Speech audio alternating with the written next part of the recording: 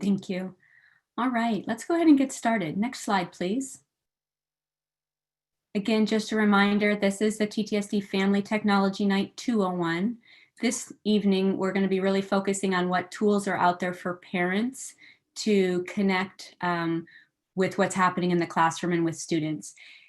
While this feels maybe like a little bit of a training, there's also going to be a lot more information coming out in the coming weeks and as school gets started. So this is just to get you started and to start getting you comfortable with the tools that your student's going to be using and what you might be using this year. Next slide, please. My name is Susan Bernard. I'm the IT director with the school district. Sorry, I forgot to introduce myself. We've got Andy Van Vliet, the principal at Fowler Middle School, as a panelist with us. And I apologize, I forgot to update this slide. We actually have Vilma Madrigal. We've got Africa on interpretation for us, and we've got Mariella Kolkman with us as well, they are helping with interpretation this evening. And then we have instructional coaches, Michelle Edwards and Jennifer Sapinski with us. So we've got a whole series of folks from different perspectives to help answer questions you might have this evening or this afternoon. All right, next slide, please. And so today, what we're going to discuss are student accounts, Canvas and other apps for students and how you get into those, access for parents, where to get help, and then at the end, we'll have a Q&A session. Next slide, please. Let's start with student accounts. Next slide. So, and then just a note about keeping our student data private. We require all of vendors that we work with or any place that we put student information, any accounts where kids are logging in, we require the vendor to sign a data confidentiality agreement with us. It's a common one that's now recently been shared across the state. So Beaverton, Sherwood, Portland Public, Salem, everybody's using a very similar, actually the same data confidentiality agreement with our vendors. And so our vendors are getting a little bit more aware of how important it is for us to keep track of this student data. If you have any wonderings whether we're using a particular app or not, or if we have a confidentiality agreement signed by a vendor, you can go to this digital resource menu that we've got listed here on the website on the screen. So menu.clever.com and then a /TTSD for Tigard-Tualatin School District. So again, that's just a reference for you if you want to look up what apps we're using or what vendor confidentiality agreements we have. I see a question that popped up. If we go back one slide. Just one more note here. This is a good pattern to get started. If there's a Samuel, a Sebastian, and a Sally Bernard all in the 6th grade, even if they're at different schools, some of them will end up with a 1 or a 2 afterwards. So again, your kiddos for sure, grades 3 through 12 should know what their account is already. But if you have any questions about that, you can reach out to your school. And again, at the end of the presentation, we'll give you a place to call or to connect with to make sure you know what that information is. We have plenty of time before school starts, but it's just one of those things that if you want to put that on your checklist for getting ready for back to school, this is one of those things you'll want to have handy. Okay, next slide and next slide. So now we're going to talk a little bit about Canvas and some of the other apps that I referred to on that digital resource menu. Next, please. Again, the 27 Bernard S for our little student Sebastian that we made up, that account is going to be used for just about everything that we use at Tigard-Tualatin School District. And I say just about everything because there might be 1 or 2 apps out there that teachers have used that have more of a generic account that kids log in with. But by and large, it is our goal that they just use this single account so that whenever they go into one app or another, they can get in there pretty easily. So Canvas is the main app that we'll be using this year. It's a platform that we're using to kind of host online school. But kids will also be logging into Google Drive. Epic is a great resource this summer. If you haven't had your kids jump into Epic on the devices they have at home from school or even on your own devices, have them log into Epic. They can read books online. Books are available in English and in Spanish. We have audiobooks. So whether you're learning English or you're learning Spanish, there's some audiobooks that are great practice for if you're taking a Spanish 1 class as a 6th grader, or if you're a 1st grader and just want to have the book read to you. So I highly encourage using Epic. And again, you're going to use the TTSD account to log into that. Clever is the icon at the top. We use that quite a bit to launch into some apps. And then also very importantly on the right-hand side is the TTSD web filter. For kids in grades K through 8, they all have iPads. All students in the school district have some sort of device that we issue. In kindergarten through 8th grade, those student devices are iPads. In high school, they're Chromebooks. But specific to the K through 8 students that have iPads, each day, the students are going to need to click on the TTSD web filter and sign in with, the TTSD student account. So that 27 Bernard S for little Sebastian at ttsdstudents.org, and his regular password, his capital S, 123456, and the little b. That'll get him in so that he can get onto the internet on that device. If you find yourself in the morning not being able to get into Canvas or Epic or Google Drive, the first thing that we want to do is, 1, make sure you're on wireless, that you've got a connection up in the corner. And then that second thing is to check this TTSD web filter icon, and it'll be on the dock down at the bottom of your iPad, the student's iPad, and it will tell you if you're successful. So once you click on it and it says success, then you know that's great. That means your Wi-Fi is working, you're connected to the network just fine, and you should be good to go.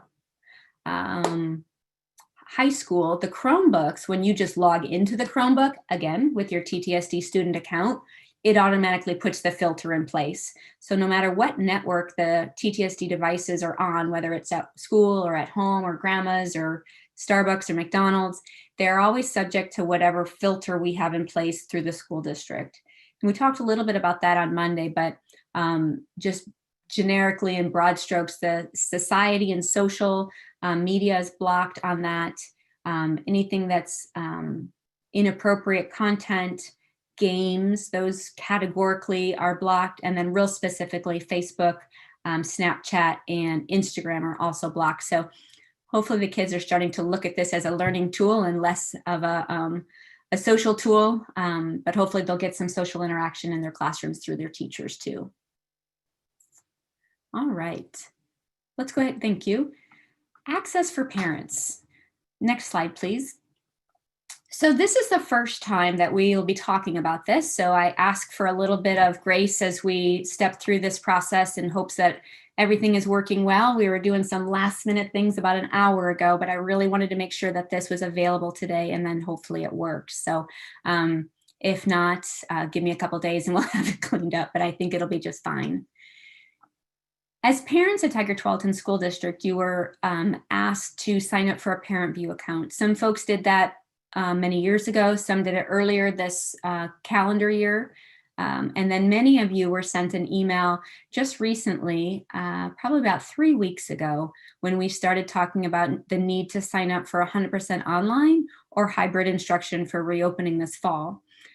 Sadly, we probably inundated your inbox with a bunch of activation codes. If you don't have a Parent View account, that's how you received your activation code. So what we want to do is we want to get as many parents signed up with Parent View as possible.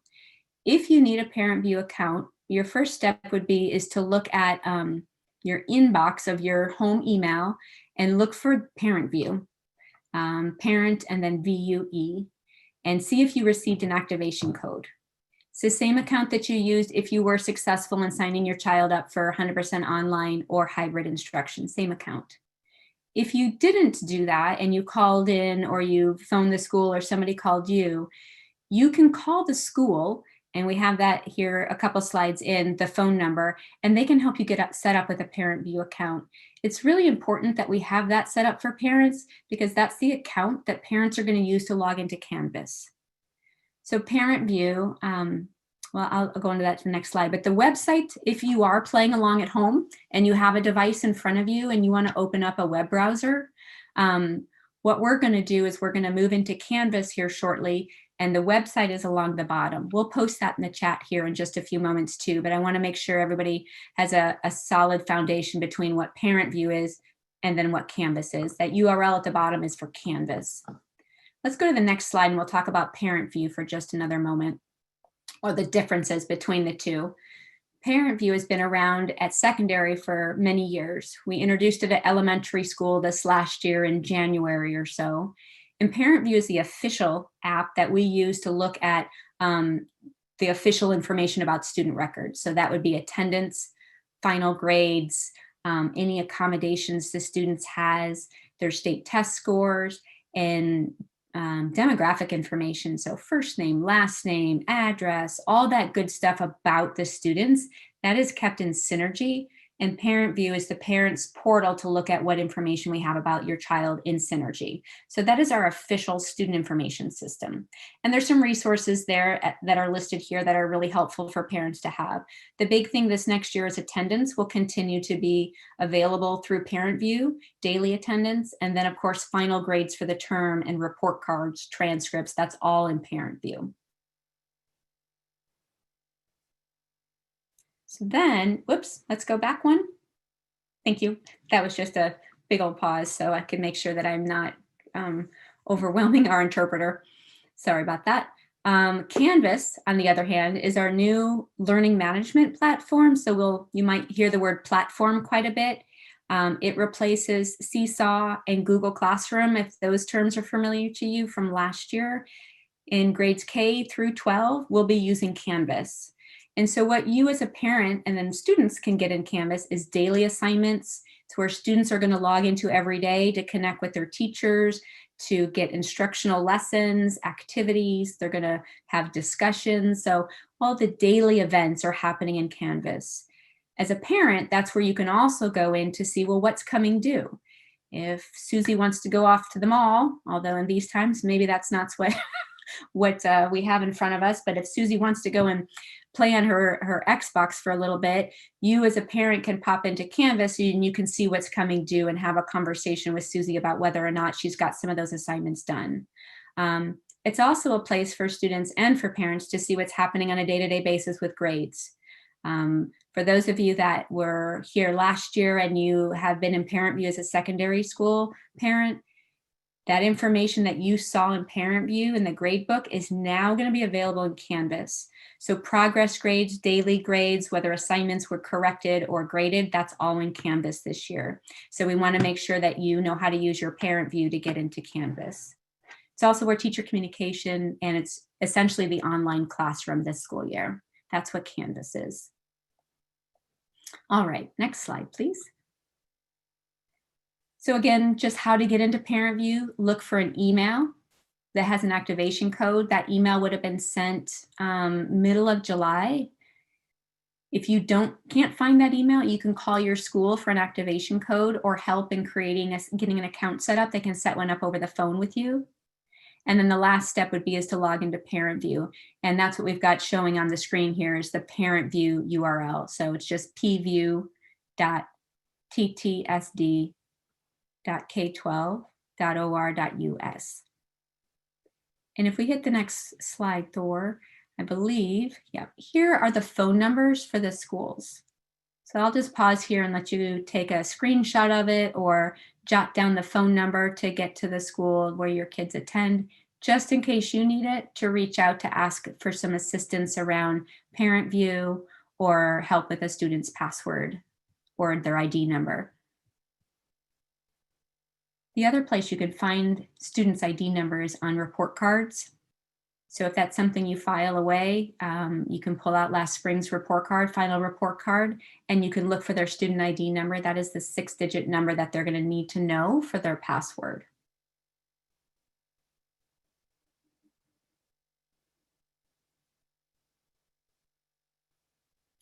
All right, let's go ahead and hit the next slide. So if you're trying to get into Parent View, here's the first screen that you see when you do that pview.ttsd.k12.or.us. Go ahead, next slide. You click I'm a parent. Depending on where you're coming into Parent View from. If you already have your account and you know what it is, you type in your username and your password and you log in. If you received that code through your email, you're going to click the yellow Activate Account button at the bottom, and it's going to walk you through what your first name is, your last name, and that activation code. And then if you had an account, but you don't remember your password, you can click on that red lock that says Forgot Password, and that will send you the password or a link to reset your password through the email that you enter and the one that we have on file.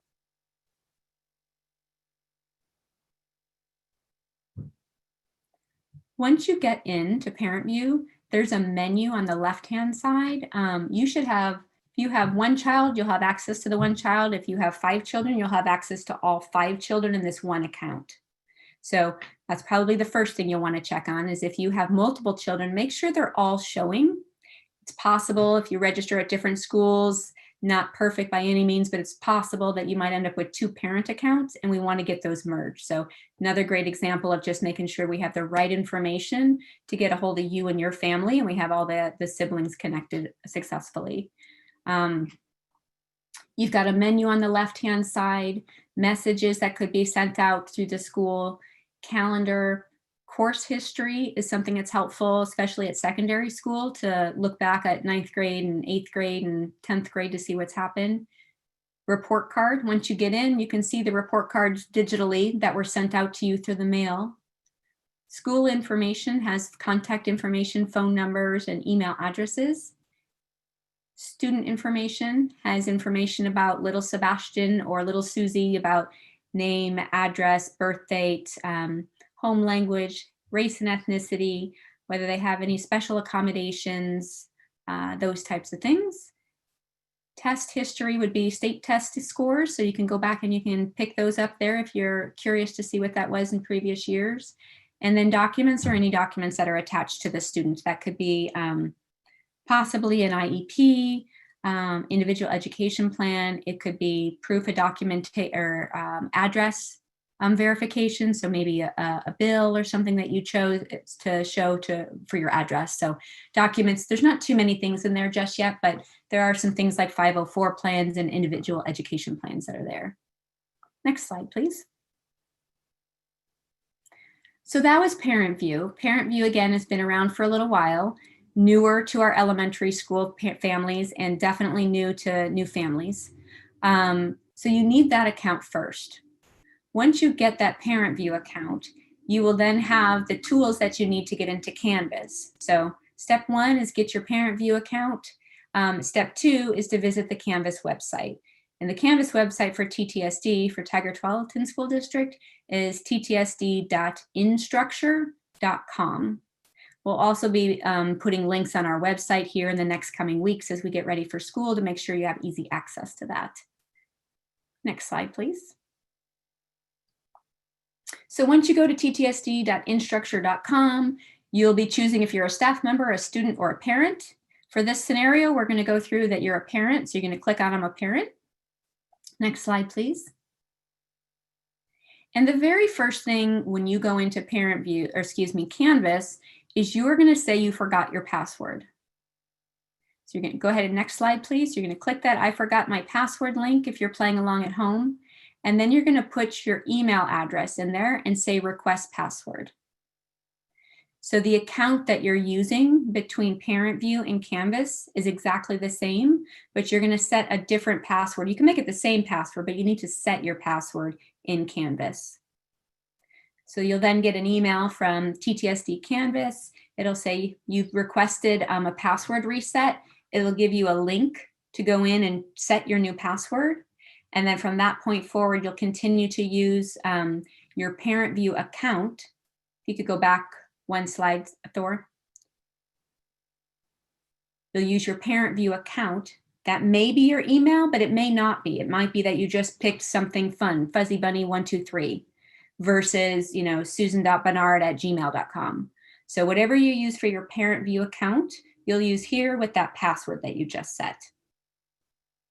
So that's the type of thing that you want to, if you're playing along at home and you want to try this out, Those are the key steps to get you into Canvas as a parent. There's not a lot in there yet because we haven't built everything around it in the classes and the students, but getting yourself ready and getting your account all set up will put you in a really good spot to start the school year. 2 slides forward, please. Perfect. First thing you'll see when you pop in there is something about notifications. So you can click that notification preferences button when you go in, and there's a lot of choices. I would start small and turn most things off, and then turn some things on that you definitely want to hear about, whether that's new assignments or grades that are being posted. You also have the possibility at that point, if you don't want to be communicated just by email, you could put in a cell phone number if you'd like to get updates that way. You also could put in other email addresses. Maybe grandma helps quite a bit and grandma's going to be popping in and wanting some information. You could put her email in here too. But this is something that's going to be sending out information out about your child. So you want to make sure that you are allowing them to have the educational rights to whatever information is getting passed to them. So notification preferences is going to be a good thing to review now and probably in the future as well. Next slide, please. This is how you get into notifications. If you didn't click that red button or you don't get it, on the left-hand side, you'll see the TTSD emblem in the top corner, and just underneath that, it says account. When you click on account, you'll see this menu that pops up, which is notification, profile, files, settings. And if you click in notifications, you'll get to the same place that red set notifications button would take you to. Next slide, please. There are a variety of things that we can do to get things set up in Canvas, and I just want to start with some of the higher level pieces. Again, we'll be providing a lot more instructional videos and help sessions in the future, but for those that are interested, I want to get you in, get you connected so that you feel like you've got that done, check, and you can move on to back to school shopping or whatever next is on your list. Also underneath the account menu, if you could go back just one slide, Thor. The account that's right underneath the emblem, we went to notifications first. Now we're at settings, that fourth one down. Next slide, please. And under settings, down at the very, very bottom, I didn't put a slide picture of it, there's an edit settings button. So you're going account and then settings, then all the way down to the bottom to say edit settings. But once you get into edit your settings, you've got these choices in front of you. And some of the big ones are, you can change your password here. You can set your default language here. If you want your default language to be something other than English, it'll come in as English to begin with. And then also you can choose your pronouns, which apparently is something that Canvas has just recently come out with. So that's helpful. Once you change anything in here, you want to make sure and hit that red update settings button in the bottom. And that'll save your choices here and set up your system, your profile, your account in Canvas as a parent. It'll save those. Next slide, please. And then a click, if you would, Thor. Anywhere. Yep. Oops, just one click, thanks. So this is a typical Canvas dashboard. Your dashboard will not look like this yet. I don't imagine you will have 10 courses. Actually, you might if you've got multiple students. So every one of the squares that are on the screen here are the courses that your kids will be enrolled in. If you have 2 children and they're both at high school and each of them are taking 4 classes, you might have 8 squares here, 8 cards. And it will say down at the bottom who you are observing for. So they call parent accounts observer accounts. And you'll see an observation for Sebastian and an observation for little Sally, if those are the 2 kids that you have, Sally and Sebastian. So again, very similar. On the left-hand side, you have a menu where your account and your settings are. Dashboard is probably your second one down. Courses is just another way to get to your classes.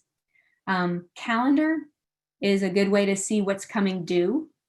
And then inbox is a way to communicate with your teacher, your child's teacher. The center part again is the listing of the classes. They won't say demo in front of them. It should say something like Algebra 1 or Math 4th grade or Language Arts or Reading 4th grade, Science 5th grade, those types of things. And in future trainings or videos, we'll go into the details of all the little icons that are showing on the bottom. Then lastly, on the far right, just to kind of orient you to this default screen, this dashboard screen, is the to-do list. So that's really where we're going to be having students focus, is what's coming due. There'll be dates with it. There should be dates. It looks like in this example, I don't have due dates, so that's a poor example, but it'll tell you how many points are possible, when it's due, and what class it's associated with. And they can click straight on it and go right to the instruction. Let that sink in just for a minute. All right. Let's go ahead and hit the next slide. Lastly, before we go into some Q&A sessions, where can I get technology help? Next slide, please. This is our final topic for today. There is a website that we brought up last spring called, so sorry, that should say Family Help.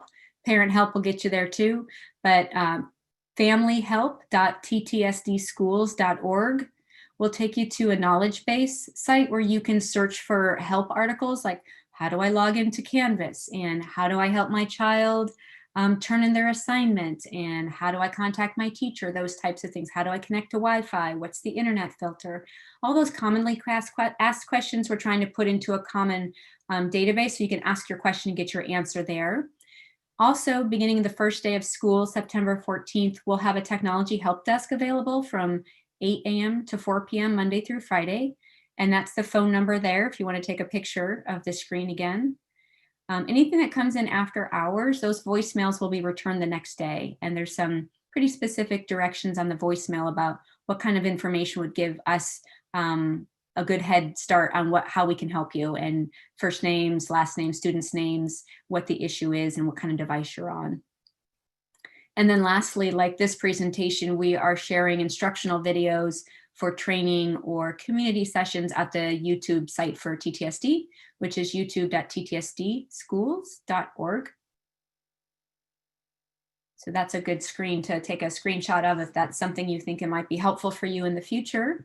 And if we hit the next slide, I think we can hop into some questions. At this point, I'm going to ask our panelists who've been doing a great job. Holy cow, we've answered 58 questions already. Nice job, you guys. If you want to unmute, if you've got some questions that you think would be helpful to, even though we may have answered them, it might be good to verbalize them just so everybody can get a sense of what type of questions are common. So Susan, one of the most common questions I noticed was that the Canvas app is not showing up on a student's iPad. And so the answer that Mariella was giving was that that the student iPad needs to be on and connected to the internet for the app to be showing up. It was pushed out from the IT department, the district IT department. And so it may take a few days of having, you need to have the iPad on and connected to the internet. If it still does not show up, then Mariella was directing people to call the IT help desk. But first, give it a day of being connected to the internet to make sure that it's going to be there. Another common question that was asked was that when they logged into the Canvas app, there was nothing there. Students hadn't been assigned anything yet. And so that's true. That's good, because that's the way it should be. Students haven't been assigned to courses quite yet. Those are the two most common questions that I noticed. Oh, that's great. That's great. I'm going to offer one more piece of advice on the app. And this is, if nothing else from this that you take away, and you have a student in kindergarten through 8th grade, your steps every day, Wi-Fi, make sure you log into the filter. You will not get the Canvas app until you get on the filter. That filter is kind of the gateway to the internet. And that Canvas app is sitting out on the internet from the district site. And so you got to get through the filter to have that come down. So Wi-Fi, internet, the filter, and then you might as well pop on Google or something and just make sure your internet's working. You could also try going into self-service, which is the TTSD App Store. And then absolutely, that app should be coming down here in the next few days. Thank you for that. Another question that just popped up that reminded me of our last presentation. What are the hours that are going to be set for iPads and Chromebooks? And I know that there was a discussion of changing that, and then a family that may want to edit that. So what advice could you give that? So last year and the years before, in kids' grades kindergarten through 8th grade, there was a curfew that came on at 10 o'clock. So even if your Wi-Fi was on, the student devices that we issue to students would not work. They wouldn't access the internet after 10 o'clock, and it would be made available again at 5 a.m. The idea was to give them some time to focus on sleeping or doing something else. During this next school year, life's a little different this time, and people's schedules at home might be a little different. So there's been some requests or suggestions to maybe open that up to maybe 11 o'clock for middle school students, or even for all students, depending on you might be working during the day and kiddos are with daycare, and so you're going to plan to do some of that work at night with them, and you want a little bit more time in the evening. So we're working through that process right now. What we did last time, and it's certainly worth another go this time in the chat versus the Q&A section, so the place where we ask for you to give some technical advice. If you're interested in having, actually either way, on the topic of curfew, if you could let us know by putting something into the chat, either keep it the same, which is to turn it off at 10 p.m., or possibly extend it to either 11 or midnight. The question we asked before was same, put 11 in there for 11 p.m., midnight, or 12 p.m. if you think it should be extended to midnight. And that might be really helpful to give us a sense of where we are. The first night, it was pretty obvious middle school attendees, parents were thinking 11 o'clock would be a little bit more helpful for them and their students.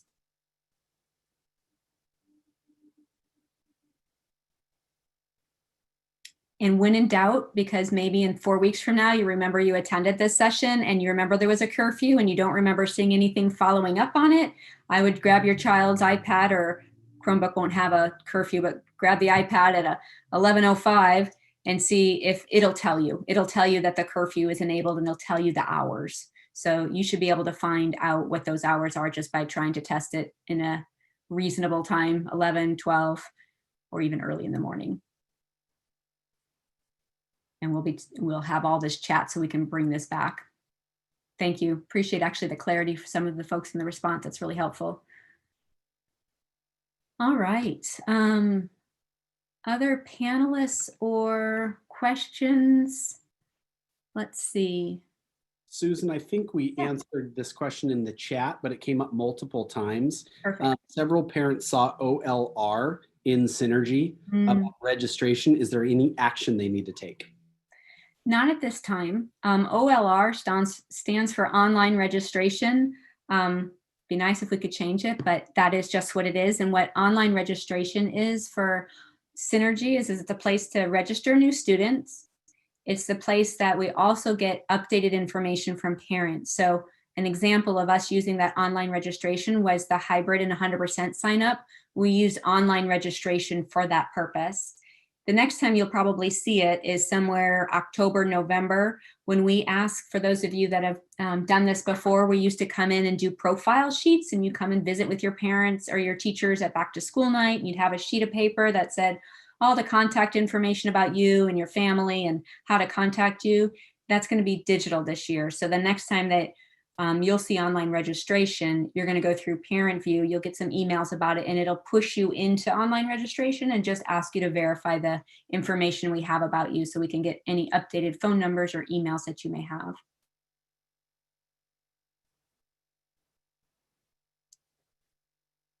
Let's see. Does the curfew give a warning is a great question. I do not believe it does.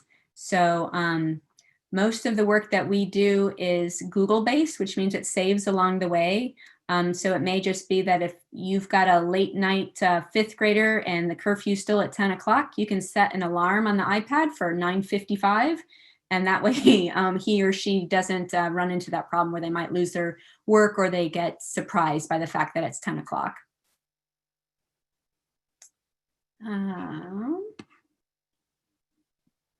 There's another question here in the Q&A. Is there a plan to have support available after 4 p.m. for those people who will be working with their students in the evenings?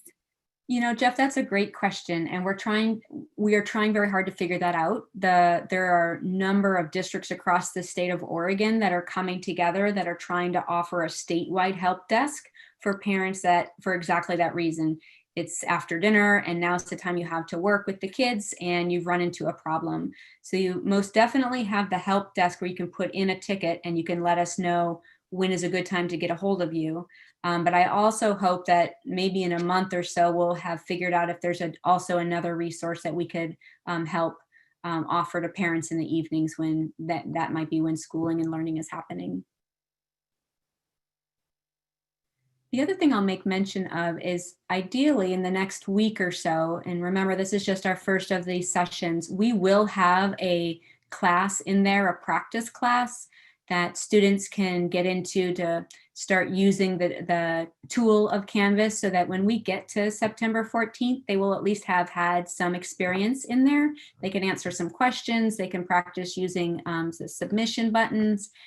So just because there's nothing there right now, and their classes probably won't be in there for a week to 10 days, we'll probably have a landing class, a sample class, a practice class that they could dig into. And it's most likely going to be around how do you use your device and or some digital citizenship.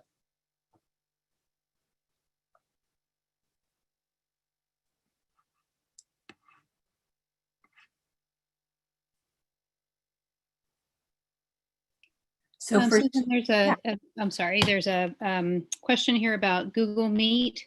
On Monday's meeting, we mentioned Google Meetings. And so if it's a live class meeting, it would be through Google Meet, not through Zoom. So I'm not sure if that exactly answers the question that's being asked, but if there is a live class meeting, it would be through Google Meet. Exactly. Yep, exactly. I see a question that hasn't been answered yet. Susie, students will not have to do the reset password. Students can log in right now with just that student account that we talked about earlier in the session. If they are returning students or old enough student to have remembered that from last spring, or maybe they use it over the summer, they can just log in right now. Again, they won't see much, but they'll at least get past the login part and they'll be able to be ready for when a class does land in there for them. I think we have time for a couple more questions, but then I think we'll wrap it up and then put this video up on the YouTube site for others to view if they weren't able to make it. Does anybody see any other questions that might be a good one to make sure we verbalize?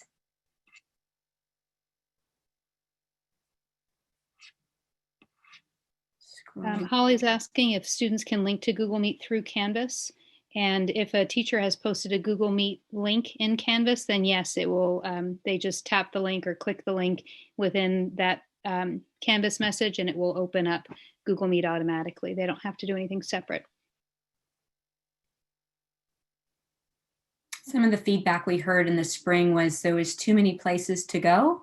And so the response to that is Canvas, where it is a starting place for everyone.